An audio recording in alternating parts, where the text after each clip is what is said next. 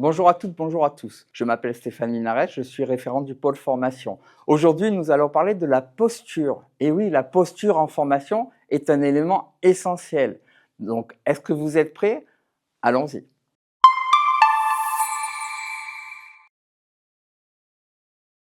Nous allons tout d'abord comprendre dans une première partie pourquoi il est important d'avoir une bonne posture pour animer une formation. Et ensuite, nous allons parler des mots-clés qui font partie de cette posture. Pour conclure, nous allons vous donner tous les conseils possibles afin que vous arriviez en formation en ayant la meilleure posture. À présent, essayons de comprendre l'importance de la posture dans une formation. Premièrement, la posture permet d'instaurer un climat de confiance entre vous, le formateur, et les apprenants. Deuxièmement, elle permet également une motivation ultime du groupe d'apprenants, du fait de la confiance qui a été acquise précédemment. Troisièmement, elle aide à la participation, à l'interaction entre les apprenants et vous, le formateur. Et dernier élément, quatrièmement, surtout avoir une bonne posture permet de transmettre plus facilement le contenu de vos formations. Donc, on peut dire en conclusion de ces 4 éléments que la posture en formation est un élément essentiel, voire primordial pour pouvoir animer une bonne formation. À présent, nous allons voir les éléments et surtout les mots-clés d'une bonne posture du formateur. Tout d'abord, l'écoute active. L'écoute active avec bienveillance, qui est l'une des qualités phares du formateur, permet d'avoir une posture à l'écoute de ses apprenants. C'est-à-dire, non seulement écouter les apprenants sans les interrompre, également les comprendre. C'est-à-dire qu'on ne va pas rester dans une écoute unique et on va comprendre le message qui a été transmis pour pouvoir ensuite apporter la solution. Donc, c'est déjà un élément très important. Deuxième élément d'une bonne posture, le corps. Comme vous me voyez à présent, je viens vers vous, vers les apprenants, en ayant des gestes qui sont essentiels à une bonne posture. En effet, le corps joue un rôle important dans la posture. Tout d'abord, être ancré dans le sol.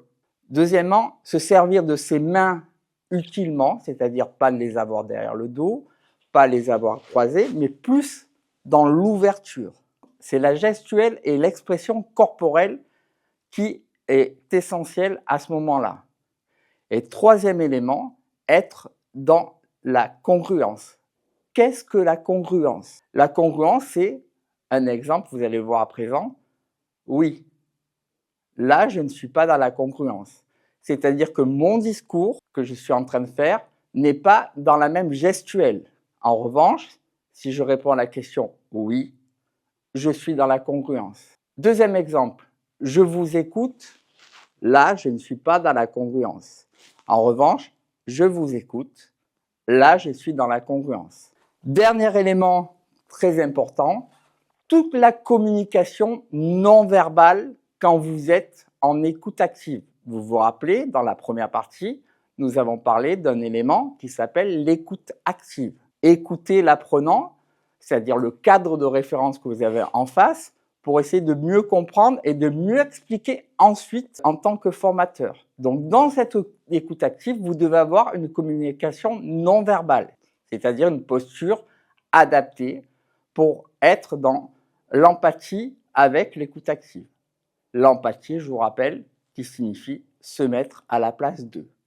Donc, en résumé, 3 éléments essentiels, l'écoute active, la congruence et la communication non verbale. Dernier petit conseil sur cette posture. Là, on a parlé de congruence, d'écoute active, de bienveillance, d'échange. Toujours au niveau de la corporalité, évitez de se balancer. Être stable, comme je vous l'ai dit précédemment, rester ancré dans le sol. Avancer, aller vers l'apprenant ou vers les apprenants, oui, mais évitez les balancements comme ceci. Voilà. Restez ancré et à la rigueur, avancez vers vos apprenants pour mieux être dans cette écoute active dont on a parlé précédemment. Voilà le dernier conseil. En résumé, tous ces éléments font partie d'une posture positive. La posture positive comprend la bienveillance l'écoute active, la patience également, le sourire, le bon ancrage au sol, la communication verbale et non verbale et l'accompagnement. Avoir une bonne posture permet également d'instaurer une confiance. À partir du moment où vous avez la confiance du groupe, vous allez pouvoir mener à bien et transmettre le mieux possible pendant le déroulé de toute votre formation.